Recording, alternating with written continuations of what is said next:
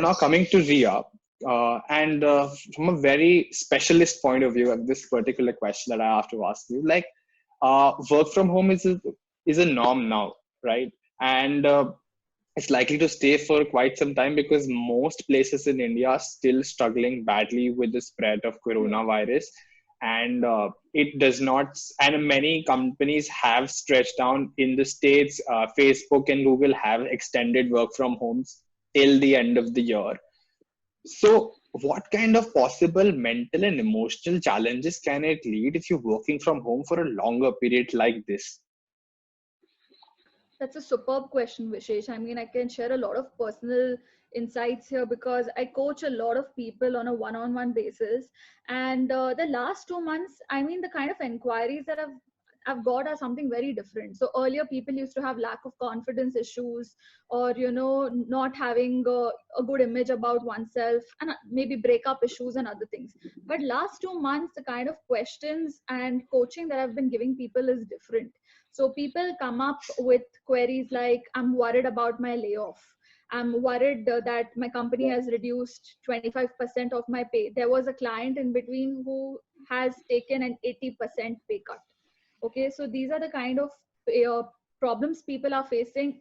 And there are some people who are complaining about domestic violence. There are people who are complaining about they make to-do lists and they start working on that thing, and suddenly the employer finds that task irrelevant and scraps the task.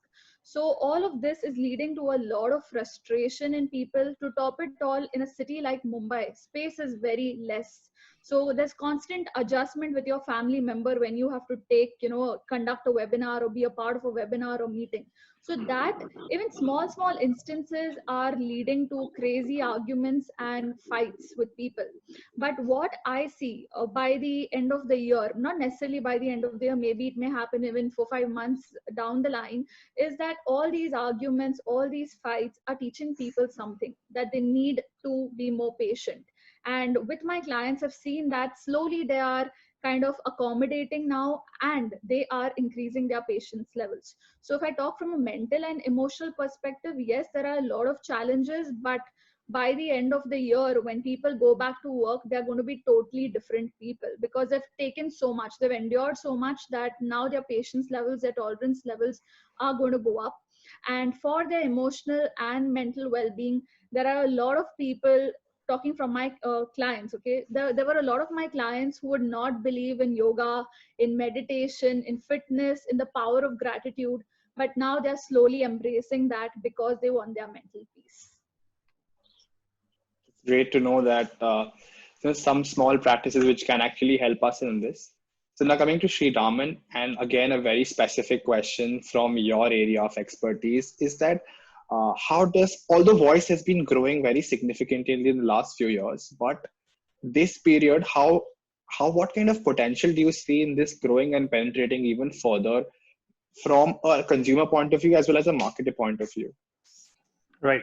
So now that social distancing is imposed upon us, you don't want to go out, nor you are allowed to go out, right? So we are seeing increased in enterprise brands reaching out to us to create shopping experiences using voice assistant, right?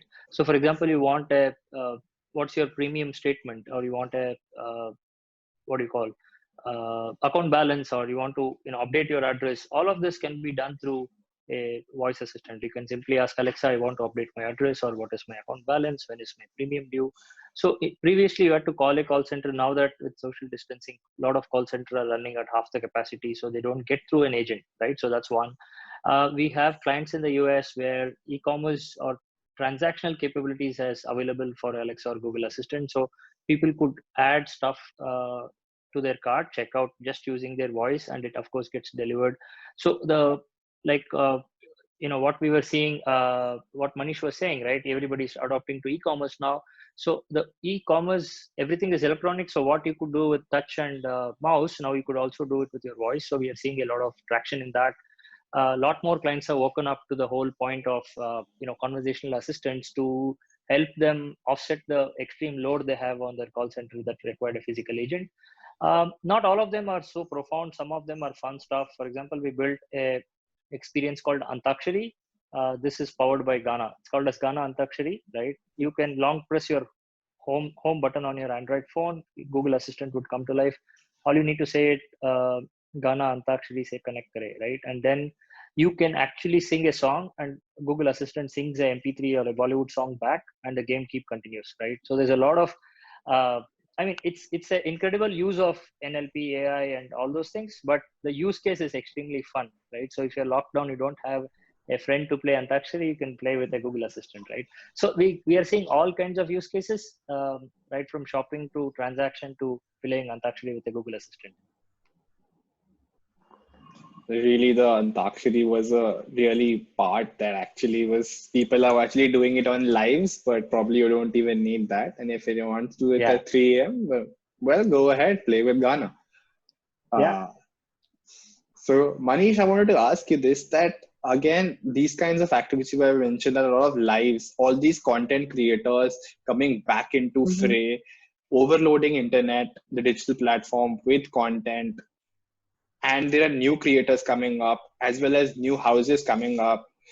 So how does a media house like yours or anybody else, in this such a plethora of content going around, especially entertainment based content, so how does one actually compete in this sphere? I'm sure you must, I don't know, you must have seen this video of Carrie Minati talking about TikTokers.